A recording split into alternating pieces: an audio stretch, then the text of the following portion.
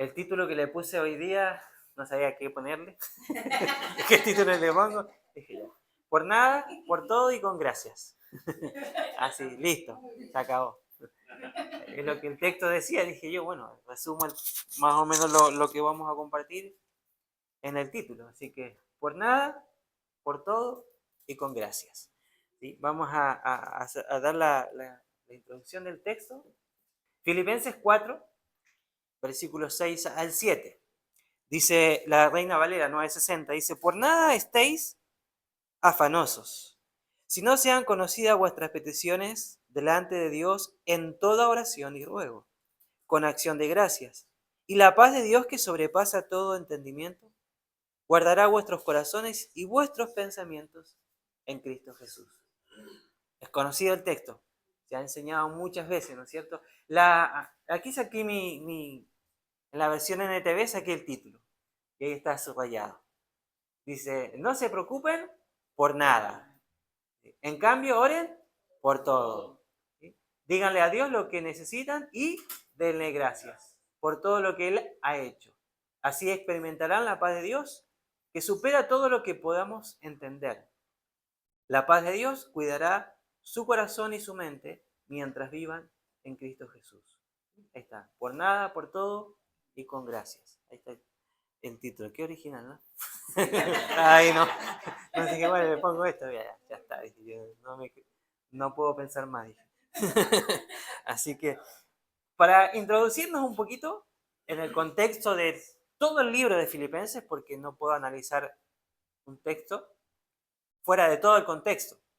Ahora, cuando uno lo analiza, voy a tratar de explicar y transmitir para que se pueda comprender por qué Pablo le dice en este capítulo 4, en esos versículos 6 y 7, ¿por qué le dice eso? Que es un texto tan conocido que se aplica mucho, obviamente, para la oración. Pero ¿por qué Pablo se lo dice? ¿Cuál era el contexto, la situación que la iglesia de Filipo estaba viviendo? Voy a tratar de explicar un poquito y que se pueda dimensionar un poco. Lo primero que tengo que entender que fue Pablo quien fundó la iglesia de Filipo. De hecho, fue la primera iglesia de la región de Macedonia que él funda, y esto está descrito en el libro de Hechos, capítulos 16, como se ve ahí. Lo segundo es que la carta fue enviada por Pablo desde la prisión. Cuando Pablo recibe esta carta, o la escribe, estaba preso en Roma. Ahora, esta carta es enviada a través de Epafrodito. ¿Quién era Epafrodito? Era un miembro de la iglesia de Filipo. ¿Qué es lo que hace? Va a visitar a Pablo a la cárcel y le lleva una ofrenda de la iglesia de Filipense a Pablo para su sostenimiento en la cárcel, como dice ahí, ¿no es cierto? Quien había llevado una ofrenda para el sostenimiento del apóstol en la cárcel. Y Epafrodito se queda un tiempo cuidando a Pablo, le lleva la ofrenda, pero también se queda un tiempo y lo cuida a Pablo, hasta el punto que Epafrodito después se enferma por cuidar a Pablo y estuvo a punto de perder la vida, entonces, y Dios lo sana. Cuando se sana, le dice Pablo, no, ándate mejor porque si te quedas acá. Y cuando antes de irse, le escribe esta carta a la iglesia de Filipenses. O sea, la carta de los filipenses nos da un vistazo un poquito del corazón de Pablo y la mente de Pablo. Es decir, Pablo veía su vida como una representación de la historia de Jesús. Él veía que él estaba viviendo un poquito lo que Jesús vivió. Su conciencia del amor y la perseverancia de Jesús le daba la esperanza y la humildad que Pablo tenía. Y él decía que conocer a Jesús es profundamente algo personal, pero también es algo transformador. De que cuando conoces a Jesús es algo propio de la persona, pero cuando tú conoces realmente a Jesús es algo que te transforma, que te cambia. Todo. De hecho, lo dice alguien que dejó todo por la causa del Señor. Esa es la clase de Jesús al que Pablo invita a los filipenses a seguir. ¿Sí? Ahora, el diseño de la carta de Filipenses, a diferencia de las demás cartas, no desarrolla una sola idea, porque si nosotros analizamos las otras cartas de Pablo, todos siguen una idea, un tema. Filipenses no. Tiene diferentes expresiones de Pablo que le transmite a la iglesia de Filipenses, sino que le da consejos para las diferentes situaciones que ellos estaban viviendo. ¿Sí? Ahí en Roma. Ahora, ¿cuál es la situación que está atravesando la iglesia de Filipenses? Filipo era una ciudad, obviamente era romana, era catalogada una de las ciudades que había asumido Roma y tenía todos los privilegios que en ese tiempo se tenía en el Imperio Romano, por ser ciudadanos romanos. O sea, en ese tiempo solamente había dos tipos de categorías de personas: los que eran ciudadanos romanos, que tenían todos los privilegios habidos por haber, aparte de los impuestos, que pagaban menos impuestos, y los que no eran ciudadanos romanos, que eso era más la persona más humilde, a los cuales la gente lo miraba con desprecio y pagaban mayormente impuestos y no tenían tantos derechos como lo tenían los ciudadanos romanos. Es decir, que en ese tiempo, ser un ciudadano romano te daba un estatus y tenía privilegios que otros, por no ser ciudadanos romanos, no lo tenían. Entonces, de alguna manera te daba cierto prestigio ser ciudadanos romanos. Por eso Pablo en el capítulo 3 le dice, nuestra ciudadanía no está aquí. ¿Por qué? Porque en la iglesia, los que se habían convertido cuando Pablo predicó, se sentían orgullosos por ser ciudadanos romanos, porque tenían privilegios y le da un estatus y prestigio. Entonces Pablo tiene que decir, no, el orgullo no, nuestra ciudadanía no es esta. Nuestra ciudadanía está allá, con el Señor. Entonces, y vamos a ver un poquito, ir resumiendo los capítulos para poder entender e introducirnos hasta llegar al capítulo 4. En el capítulo 1, Pablo inicia la carta dando las gracias por la generosidad de los filipenses y de su aprisionamiento. Es decir, Pablo en el capítulo 1, su encarcelamiento para Pablo, para los filipenses, que era una preocupación de que Pablo haya estado preso por causa de predicar el Evangelio de Cristo. Al final del encarcelamiento no resultó ser un problema para Pablo, sino todo lo contrario, algo que no se esperaba, porque su encarcelamiento había sido de ánimo para otros cristianos que estaban viviendo ahí en Filipenses, que también perseguían y eran perseguidos por causa de ser cristianos, eran menospreciados. ¿Sí? Porque ser cristiano en ese tiempo te significaba que seguías a alguien que era inferior, ¿sí? A lo que ellos consideraban, a lo que se consideraban como ciudadanos romanos. Y entonces, para Pablo, su vida en el presente y en el futuro es definida por la vida y el amor de Jesús. Por eso Pablo dice en el capítulo 1, ¿no es cierto? Para mí el vivir es Cristo y el morir es ganancia. O sea, por eso Pablo dice eso. ¿Por qué? Porque toda la vida de Pablo estaba regida de acuerdo a su obediencia a Cristo. Él vivía solamente para Él. Yo vivo solo para Cristo. Entonces, y termina diciendo, bueno, a mí me encantaría irme con el Señor, pero no es lo que creo que sería correcto, sino que lo ideal sería que me quede. ¿Para qué? Para que otros también puedan conocer a Cristo. Entonces era toda su vida regida en base a la vida y obra de Cristo. Eso es lo que habla un poquito en el capítulo 1. En el capítulo 2, Pablo exhorta a los filipenses a participar del ejemplo de Jesús pensando de la misma manera que él. ¿Por qué? Porque Pablo en el capítulo 2 habla que este Jesús, siendo el el Señor creador del cielo y de la tierra, bajó a la tierra, se hizo hombre, se despojó de todo lo que él era. Ahí tenemos el capítulo 12, ¿sí? Dice, y que habla que se despojó a sí mismo de todo, creo que lo analizamos también hace unos meses, unos domingos atrás. Se despojó de todo y se hizo siervo, se humilló hasta lo sumo, dice. Y después Dios, hasta lo sumo, hasta el punto que Él murió en una cruz por nuestros pecados. O sea, Jesús se despojó a sí mismo de su condición, se hizo hombre, se volvió siervo de todos y permitió que lo humillaran, siendo obediente al Padre al morir en una cruz por nuestros pecados. Debido a esto dice que Dios lo exaltó.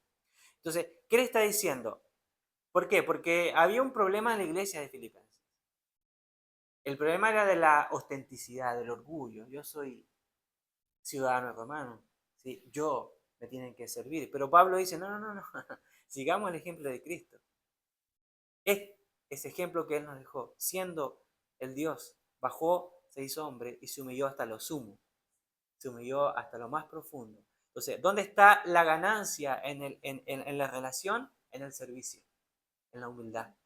No en lo que tú eres, no en lo que te da la sociedad, el prestigio. ¿Dónde está la ganancia? ¿Dónde está la verdadera humildad? en el servicio al otro, en entregar, en renunciar a tus privilegios, en renunciar a tus derechos, en renunciar a todo lo que te da a ti el orgullo personal, dejando de lado eso, donde está el amor en el servicio al prójimo, en dar y ayudar a aquel que lo necesita. Eso más o menos en el capítulo 2. Capítulo 3, Pablo se coloca como un ejemplo a imitar, de la misma manera que él a Cristo. Aquí Pablo en el capítulo 3 dice, sed imitadores de mí como yo soy de Cristo. Se pone un ejemplo. ¿Por qué se pone Pablo como ejemplo? Porque Pablo, siguiendo el ejemplo de Cristo, él también desechó todo el estatus y privilegio que él poseía por ser un fariseo. ¿Sí? Lo considera todo, como dice, lo tengo todo por basura, dice en el capítulo 3. O sea, ¿por qué? Porque él se despojó de todo para ser un siervo, al igual que Jesús. Entonces, en el capítulo 3, Pablo le dice a los filipenses, bueno, yo también tenía hebreo de hebreo, y comienza a pronunciar todo lo que le da. También tengo para gloriarme, le dice. Si ustedes se glorían por ser de Roma, yo también. Dijo, tengo para gloriarme. Pero todo esto, dice, lo tengo por basura. Y la palabra ahí no es basura, sino una palabra un poquito más fuerte en el original. ¿Sí? Para ser un poquito más educado, es estiércol, ¿no? Lo tengo por basura, lo tengo por eso. Esto no me sirve ante el Señor, dice. ¿Por qué? Porque me despojé de todo esto, dice Pablo, por amor a Cristo. Y lo que ahora hago, lo hago por amor a Él. Sirvo a la gente, me despojé. Entonces eso es lo que está transmitiendo Pablo en el capítulo 3. Y llegamos aquí, recordemos que en ese tiempo, cuando te convertías al cristianismo y seguías a Jesús, prácticamente la sociedad, en Filipos, la gente te menospreciaba, te desechaba porque tú tenías que renunciar a tus privilegios y te tenías que tener una actitud de humildad. Entonces, y además sufrían persecución por seguir a Cristo. En ese tiempo también eran perseguidos y eran humillados, menospreciaban y perdían todos sus derechos. Y hasta perdían sus posesiones en ciertas ocasiones. Entonces no era fácil ser cristiano en ese tiempo. Entonces Pablo trata de animarlo. Bueno, así como Cristo también tuvo que hacerlo. Yo también lo hice. Entonces Pablo dice, ustedes también tienen que seguir este ejemplo. O sea, la ganancia no está en lo que la sociedad te da. La ganancia está en seguir a Cristo a pesar de, ¿no? Y llegamos al capítulo 4. Aquí en el capítulo 4, Pablo reta a los filipenses a seguir viviendo la historia de Jesús. O sea, cada uno vive su propia historia por seguir a Jesús. ¿Y qué hace? Anima a los filipenses a no rendirse al temor, que a pesar de la persecución expresen todas sus emociones y necesidades a Dios, quien les dará paz. O sea, siempre, esto me pareció interesante, siempre hay algo por lo que podamos quejarnos. Pero un seguidor de Jesús sabe que todo en la vida es un regalo y podemos elegir ver la belleza y la gracia en cualquier circunstancia de la vida. O sea, siempre hay algo por lo cual nos podemos quejar, siempre. Como le dicen, siempre hay alguien que le ve la quinta pata al gato, ¿no? ¿Sí? O siempre hay alguien que le encuentra el pelo ahí en la leche, ¿no? Pero depende de nosotros cómo queramos ver. Si lo que nos toca vivir es, como decía Santiago, ¿no? Esta prueba produce paciencia, que ahora estoy analizando el libro de Santiago, así que quizás el domingo le comparte algo de Santiago. Entonces, siempre hay algo, pero depende cómo yo me enfrente, cómo yo vea la vida. O sea, tengo dos maneras, o me quejo, o trato de seguir adelante y resolver y ver la parte buena, ¿sí? Y como se dice, siempre, si queremos quejarnos, vamos a encontrar siempre algo por lo cual quejarnos, ¿sí? Pero la idea es cómo yo quiero enfrentar, cómo quiero decidir seguir adelante, ¿sí? Disfrutar a pesar de mirar a Cristo o quejarme y sentirme triste, ¿no es cierto? Y no disfrutar la vida. Ahora, en base a esto, un poquito una pequeña introducción de todo el libro, ¿sí? Debido al tiempo no se puede hacer más. El apóstol Pablo, en estos versículos de Filipenses del 4 al 6, nos enseña y nos da algunas recomendaciones que debemos tomar en los momentos de adversidad de nuestras vidas. La primera recomendación es: la preocupación no debe ser algo que controle mi vida.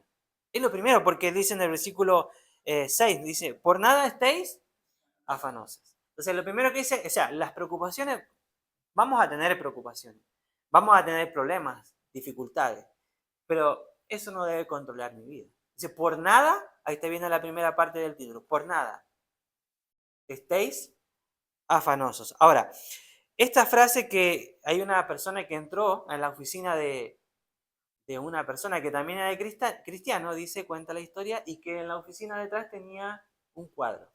Y que el cuadro decía lo siguiente, ¿por qué orar cuando podemos preocuparnos? Es como algo sarcástico, ¿no? Como irónico, ¿no? O sea, pero realmente es lo que a veces sucede en la vida de muchos de nosotros, ¿no? Muy a menudo somos presas de la desesperación, ¿no?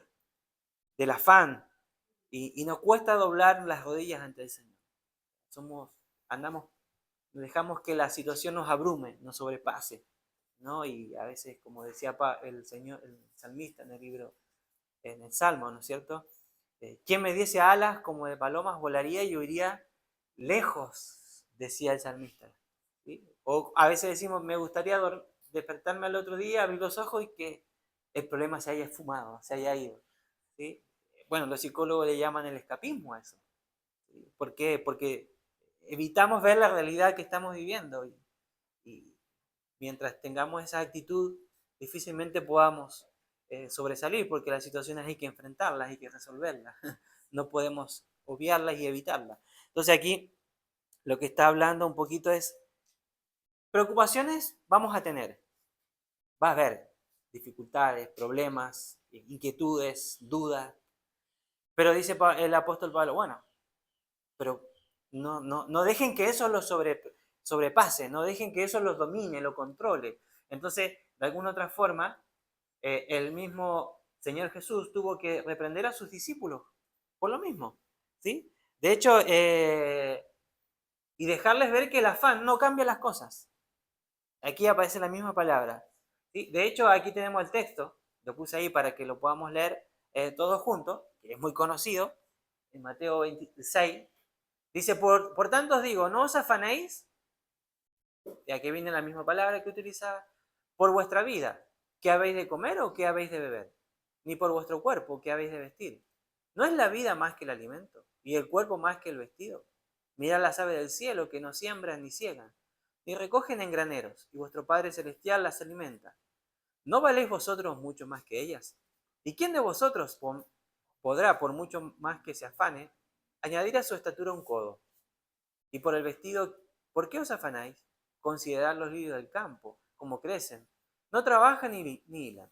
Pero os digo que ni aun Salomón, con toda su gloria, se vistió así como uno de ellos.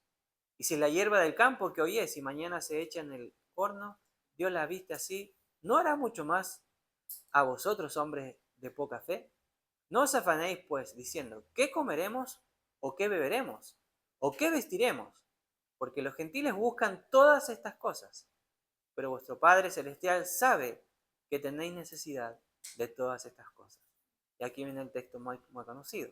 Mas buscad primeramente el reino de Dios y su justicia, y todas estas cosas os serán añadidas. O sea, aquí Jesús también confrontó a sus discípulos. O sea, ¿por qué? Porque se dio cuenta que las preocupaciones, la ansiedad de la vida, ¿no es cierto?, la estaban sobrepasando. Sí, vamos a tener problemas, no quiere decir que nos volvamos ya, nos vayamos al otro extremo, ya que no nos hagamos problemas por nada, ¿no? Total, no. Obviamente que genera una preocupación, pero ¿qué está diciendo Pablo? Pero que eso no te controle, que eso no gobierne tu vida, que eso no te ayude a tomar las decisiones. Entonces, aquí vemos en esto que Jesús le dice a sus discípulos tres lecciones claves que podemos aprender, desapareció, de esta porción bíblica del Evangelio de Mateo. Lo primero es que vemos ahí que estamos bajo el cuidado del Señor, porque dice, no valéis mucho más que ellos. O sea, lo primero que tenemos que entender es que estamos bajo su cuidado y somos sus hijos, de alguna u otra manera, y Él nos va a dar lo que necesitamos, no lo que nosotros anhelamos y queremos, porque nosotros somos bastante ambiciosos en algunas cosas, Y queremos más de lo que a veces merecemos, pero el Señor nos va a dar lo que merecemos en el punto preciso, en el momento indicado. Lo segundo es que nos enseña, no vale la pena afanarse. Dice, ¿quién de vosotros podrá, por mucho que se afane, añadir a su estatura un codo? O sea, por más que me preocupe, por más que trate de buscarle la vuelta, por más que me salga caspa, ¿sí?, de los nervios, ¿sí?, no voy a poder resolverlo si no está dentro de mi alcance. Entonces, lo único que me queda es decir, Señor, te entrego esto, resuélvelo tú, pues yo no puedo. O sea, pero si yo le doy vuelta, le doy vuelta, le doy vuelta, y eso va a controlar mi vida, eso me va a llevar a una ansiedad. Eso me va a llevar a una desesperación. Eso me va a llevar a una frustración. Entonces, eso, dice Pablo, que eso no te controle, ¿sí?, que eso no nos domine. Y lo tercero que vemos aquí en lo que el Señor le decía a sus discípulos es, eso es lo que hacen, dice, los incrédulos. ¿Qué hacen? Porque los gentiles busquen todas estas cosas. ¿Sí? La gente que no tiene al Señor en su corazón va a tratar de satisfacer o de poder suplir lo que necesitan con las cosas que la sociedad le ofrece. Va a tratar de alimentar su deseo con las cosas materiales, con los placeres que la vida le puede brindar. Pero dice el Señor, pero no así los hijos de Dios. Porque nuestra mayor satisfacción y nuestro más grande placer es saber que Dios está con nosotros y que Él es el que tiene el control de todas las cosas. Eso es lo que nos tiene que dar la tranquilidad que nosotros necesitamos. Ahora, nuestro Padre sabe de lo que tenemos necesidad. Dios conoce nuestras necesidades. Y dice el texto, si buscamos primeramente el reino de Dios y su justicia, todas las demás cosas van a ser añadidas. De la forma en como Él lo quiere hacer, ¿no es cierto? Ahora, lo siguiente es que tenemos que tener en cuenta es que debemos vivir un día a la vez, sin ser vencido por la ansiedad, la cual produce dudas, desconfianza, desánimo y frustración, es lo que hablábamos, ¿no? Pablo tenía mucho por lo cual estar preocupado y afanado. Estaba preso, ¿sí? O sea, pero con su propio testimonio, ¿qué hace? Impulsa a los filipenses a poner su confianza en el Señor. Recordemos que Pablo, cuando le escribe esto a los filipenses, él estaba preso, estaba padeciendo por causa del Evangelio. Ahora, y en ese tiempo, estar preso en las cárceles romanas no es como las cárceles de ahora, ¿sí? Era otra cosa, totalmente distinta. Entonces Pablo, preso, le escribe a los filipenses y los anima, a pesar de la situación. Entonces cuando los filipenses leen esto, wow, se lo dice Pablo, que la estás pasando peor que nosotros, y él nos está animando, lo único que nos queda es poder, ¿sí? Nosotros también entender y comprender lo que estamos viviendo. O sea, lo primero que tengo que entender es esto.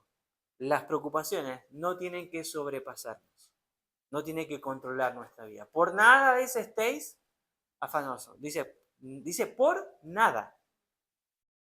O sea, nada tiene que quitarnos la tranquilidad y la confianza de saber que Dios está al control de todas las cosas, de entender que Él es el soberano de mi vida. Obviamente, todo puede generar desesperación, incertidumbre, un poquito de lo que estamos conversando al principio, ¿no? Todo puede generar, porque no tenemos la solución en nuestras manos. Y porque no depende de nosotros tampoco resolverlo, porque si dependeríamos de nosotros ya lo resolveríamos, ¿sí?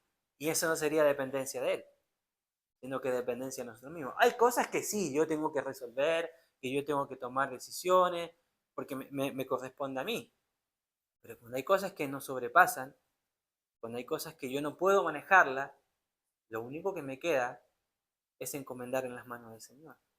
Y que eso no pueda producir este afán, esta ansiedad en mi vida. La segunda recomendación que el apóstol le da a la iglesia es que dice, debemos echar todas nuestras cargas y preocupaciones al Señor. ¿Sí? Todas nuestras cargas. Ahora, porque dice, echando toda vuestra ansiedad, dice el texto, sobre Él. Ahora, de alguna otra manera, ¿cómo echamos nuestra ansiedad y nuestras cargas a Él? Dándole a conocer a Dios nuestras peticiones.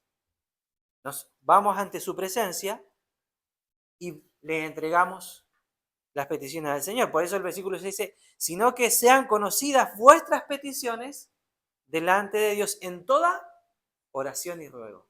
Lo primero es que el afán, la ansiedad no me tiene que sobrepasar. No puede controlar mi vida. Tengo que tomar las decisiones con claridad, con tranquilidad, con confianza en el Señor. Y lo segundo es que debo echar todas esas cargas en las manos del Señor. Orar es fácil, es hablar con Dios. ¿Sí? Así como a veces conversamos con otra persona, tengo que hablar al Señor. Y cuando voy a la presencia del Señor, lo primero que tengo que hacer es entregarle mis cargas. Decirle, Señor, te necesito en esto. Señor, esto es lo que me quita el sueño. Esto es lo que no me da paz y tranquilidad. Señor, aquí está, ayúdame. Sé tú obrando, dame la sabiduría, dame la paz, dame la fortaleza para poder enfrentar esto. Conversar con el Señor, entregarle nuestras cargas. Ahora, lo interesante es que, como dice aquí, debido a que Dios es omnisciente, el Señor no necesita ser informado de nuestras necesidades, porque Él lo sabe todo, ¿no? Pero a Él le agrada que declaremos en forma específica lo que nosotros necesitamos. Pues así mostramos que nuestra impotencia y a la vez también nuestra dependencia hacia Él. Por eso Él necesita que vayamos y se lo digamos. Lo mismo le pasó cuando Jesús se encuentra con el ciego Bartimeo, ¿no? En Marcos capítulo 10. ¿Qué le pregunta al ciego? Sabía que era ciego. ¿Y qué le dice? ¿Qué quieres que te haga? O sea, era obvio lo que necesitaba, pero el Señor le pregunta. ¿Pero por qué se le pregunta? La pregunta no era una falta de conocimiento de lo que aquel hombre necesitaba, pues era obvio que necesitaba ser sanado de su ceguera. O sea, lo que Dios deseaba, porque el Señor le pregunta, era escuchar de sus propios labios lo que él estaba necesitando. ¿Qué demostraba esto? Demostraba que reconocía, esta persona, el ciego, estaba reconociendo que él necesitaba del obrar de Dios en su situación que él estaba atravesando. Cuando nosotros vamos ante la presencia del Señor, Dios necesita escuchar de nuestros propios labios lo que nosotros necesitamos, lo que hay en nuestro corazón. Él necesita que nosotros le expresemos lo que hay en nuestro ser, lo que estamos sintiendo, lo que estamos pasando. Él sabe que lo necesitamos, pero Él necesita escucharlo para que de esa manera nosotros le demostremos que dependemos absolutamente de Él y no de nuestras propias fuerzas. Por lo tanto, nuestras oraciones no deben ser vagas o ambiguas, deben ser específicas y de maneras claras. Dios necesita saber qué es lo que necesitamos por nuestros propios labios. Necesita que se lo expliquemos con hasta el más mínimo detalle. Él necesita que se lo digamos, que se lo pidamos. Por lo tanto, pedir estas cosas es presentar nuestras peticiones en oración y ruego. Es solicitar de manera particular y de manera definida lo que necesitamos. No ser ambiguo, ser bien específico, ser bien detallado en lo que necesitamos con el Señor. Señor, esto me pasa. Cuando veo a esta persona, Señor, me da ganas de ahorcarlo. Señor, dame amor, ayúdame a soportarlo. Ser específico. ¿Para qué si el Señor ya sabe, ya nos conoce? Señor, esta persona, Señor, si no te lo llevas y necesitas que te lo mande, yo estoy dispuesto, pero, ¿sí? Pero ayúdame a vencer esto. Dame la fortaleza. ¿Sí? Señor, con esta situación yo no puedo. Me cuesta resolverlo. Dame la sabiduría, dame el ánimo, dame la fortaleza. Sé bien específico con el Señor. ¿Por qué? Porque como dice aquí, el antídoto ideal contra la ansiedad es abrir efusivamente el corazón hacia el Señor. Señor, no sé si le ha pasado cuando se enoja con alguien y dice, ya, me desahogué. ¿Sí? Le dije lo que tenía que decir, ya está. ¿Sí? Bueno, con el Señor es lo mismo. Señor, y le largamos todo. Ahí abrimos nuestro corazón. Señor, esto. Lo dije, Señor, lo dije. ¿Sí? Ahí se lo dijimos al Señor. Ahí le descargamos todo lo que había en nuestro corazón. Porque eso produce una angustia. Cuando yo no se lo describo al Señor, cuando yo no se lo entrego al Señor, eso produce una angustia. Produce algo en nuestro corazón, un dolor, una tristeza. Pero cuando se lo entrego al Señor, ya, se lo dije, Él ya sabe, Me desahogué con el Señor. Él ya conoce lo que necesito, ya se lo pedí. Y dejar todo en las manos del Señor. Lo segundo, lo que sigue diciendo el texto es siendo agradecidos. Escucha, que cuesta ser agradecidos en los momentos más difíciles. Somos agradecidos cuando recibimos cosas buenas, ¿no? Cuando nos dan cosas, cuando las cosas nos salen bien, cuando la gente, ¿sí?, nos agradece también por lo que nosotros hacemos. Ahora, la acción de gracia manifiesta nuestra seguridad de que Dios escuchará y contestará la oración en su tiempo y a su manera. ¿Por qué? Porque el apóstol Pablo le dice, bueno, ustedes están viviendo esta situación, ustedes están atravesando persecución, ustedes están siendo menospreciados, ustedes están siendo humillados por ser seguidores de Cristo. No se afanen por eso, le dice. ¿Entienden el contexto ahora? Oren por todo esto. Entréguenle sus preocupaciones al Señor, pero denle gracias por lo que están viviendo. ¿Por qué? Porque están padeciendo los mismos padecimientos que Cristo soportó. Denle gracias porque son parte y partícipe de los sufrimientos de Cristo. Por eso le dice Pablo, y denle gracias. ¿Por qué darle gracias si estoy sufriendo? Porque en cada situación Dios tiene que obrar algo en nosotros. Darle gracias por la situación, porque a través de lo que estoy viviendo, algo estoy aprendiendo. A pesar del dolor, a pesar de que no me guste. No es que seamos masoquistas, pero a pesar, algo estoy aprendiendo. Algo el Señor me está enseñando. Algo el Señor está moldeando en mi vida a través de esta situación. Por eso, Señor, te doy gracias, pero ayúdame a entenderlo. Darle las gracias al Señor. Dar gracias por adelantado, por lo que Dios está haciendo y por lo que Dios va a hacer, es una actitud de fe. También, como dice ahí. Es un ejercicio de fe. Darle gracias al Señor por lo que estamos viviendo. La acción de gracia es una parte de la oración. Y esta no debe estar ausente. Señor, te doy gracias porque a pesar de lo que estoy viviendo, puedo ver tu obrar. A pesar de lo que estoy atravesando, puedo ver que me doy cuenta que hay algo en mi corazón que tiene que ser cambiado. Te doy gracias, Señor, por esta situación. Ahora, esto es interesante. ¿No es esto un rasgo hermoso en el carácter de Pablo? ¿Por qué? Porque Pablo está prisionero en Roma y pronto quizás a morir. Sin embargo, mezcla su acción de gracias con su súplica y pide a los demás que hagan lo mismo. Pero esto era algo normal en Pablo. Pablo en todas sus cartas siempre asocia esto. Asocia la oración con la acción de gracia. O la gracia al Señor con la petición. Por ejemplo, Romanos 1, capítulo 8 y 9 dice, primeramente doy gracias, aquí está, a mi Dios mediante Jesucristo, con respecto a todos vosotros, de que vuestra fe se divulga por todo el mundo. Porque testigo me es Dios, a quien sirvo en mi espíritu en el evangelio de su Hijo, de que sin cesar, ahí viene la oración, hago mención de vosotros. Gracia y oración. Esto no fue escrito para embellecer el texto, sino que era algo natural que Pablo no solo lo escribía, lo solicitaba, sino que él también lo vivía y lo practicaba. Colosenses 1:3 dice, siempre orando por vosotros. Damos gracias a Dios. Aquí aparece de nuevo esta mezcla, esta combinación de gracia y oración. Siempre damos gracias al Padre de nuestro Señor Jesucristo. Primera de Tesalonicenses 1:2 dice, damos siempre gracias a Dios por todos vosotros, haciendo memoria de vosotros en nuestras oraciones.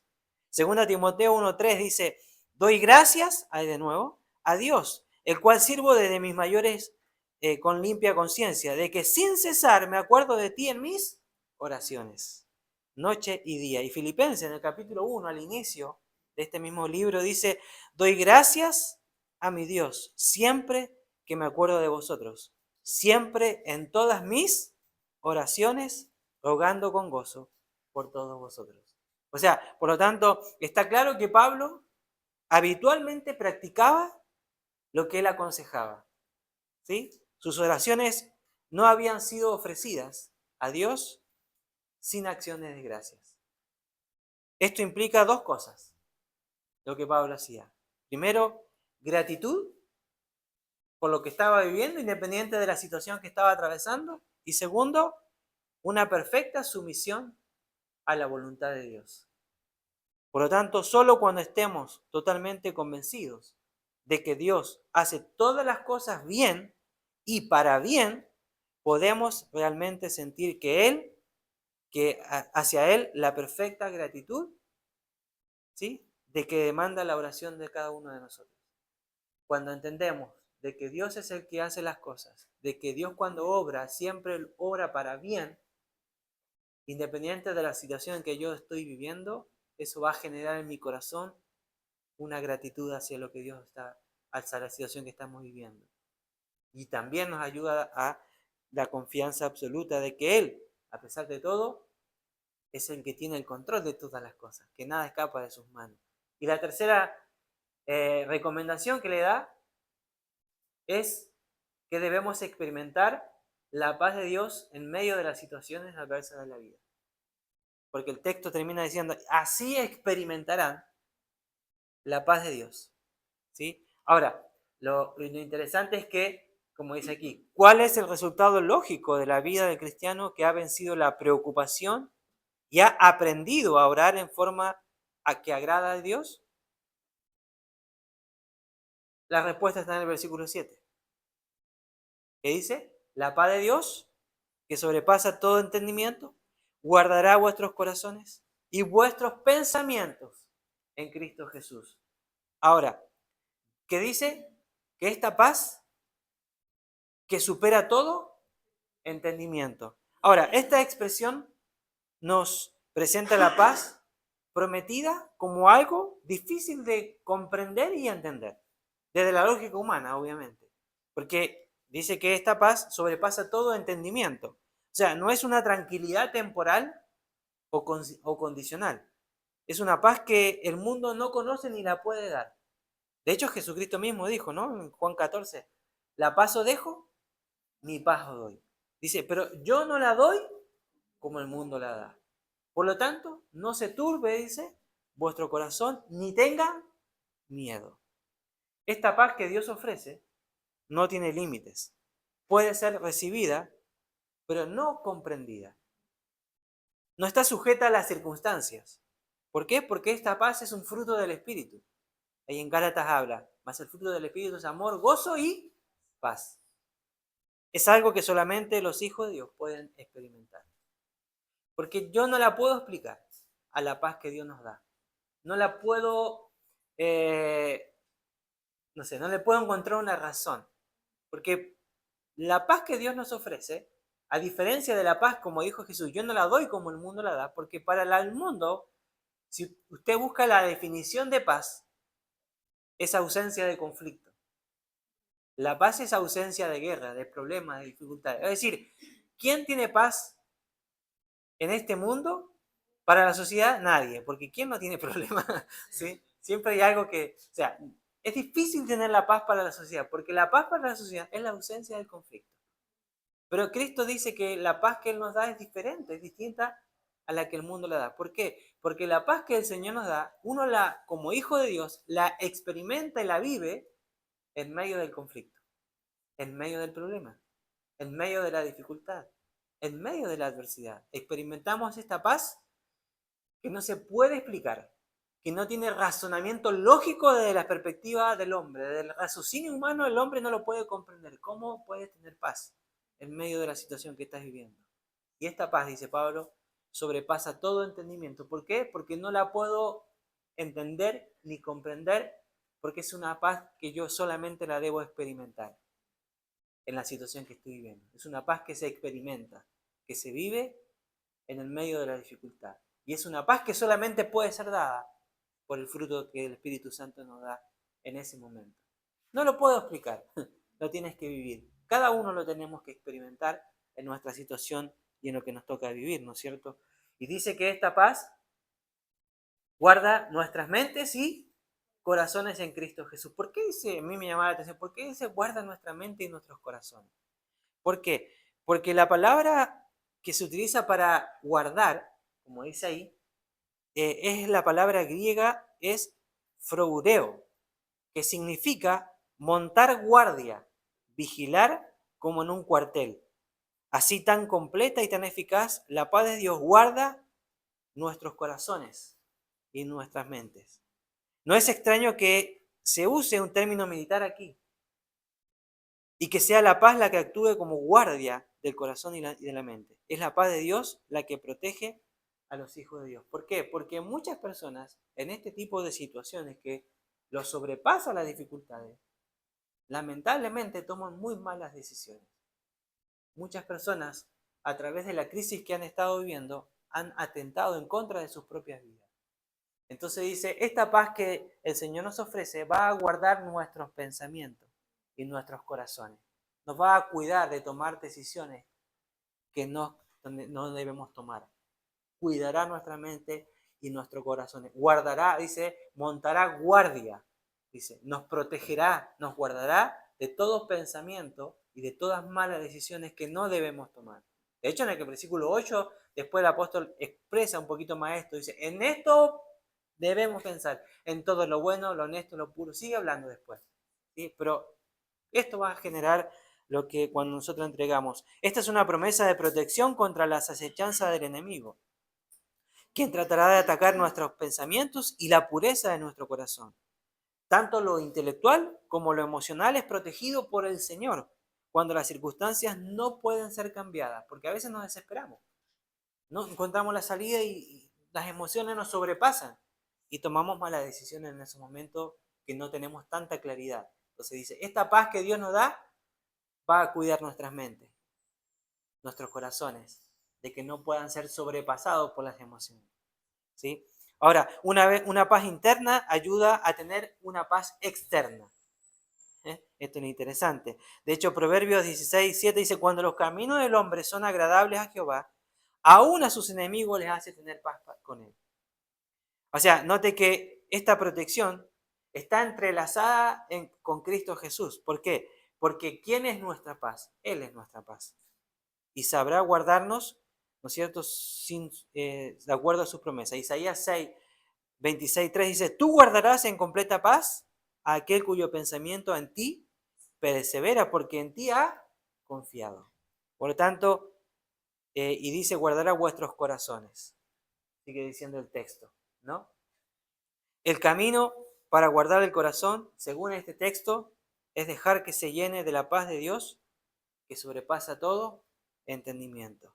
Dice, en Cristo Jesús, dice. ¿Por qué? Porque sin Cristo Jesús, ¿sí?, esta paz no existiría.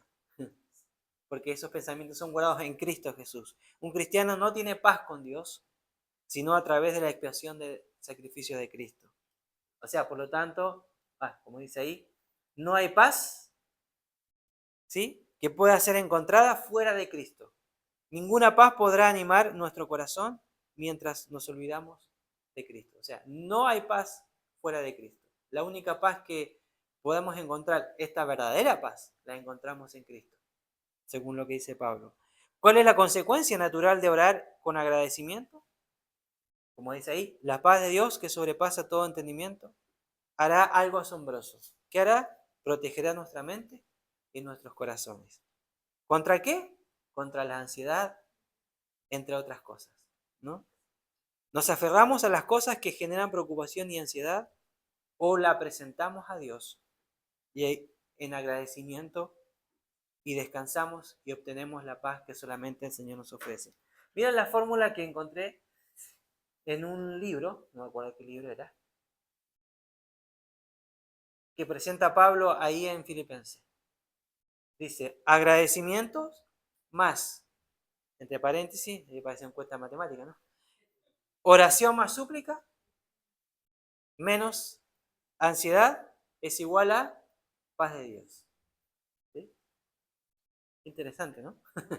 ¿Sí? Esa es la fórmula que encontré. O sea, cuando oramos, dice Barclay lo siguiente, el autor, un comentarista, debemos recordar tres cosas.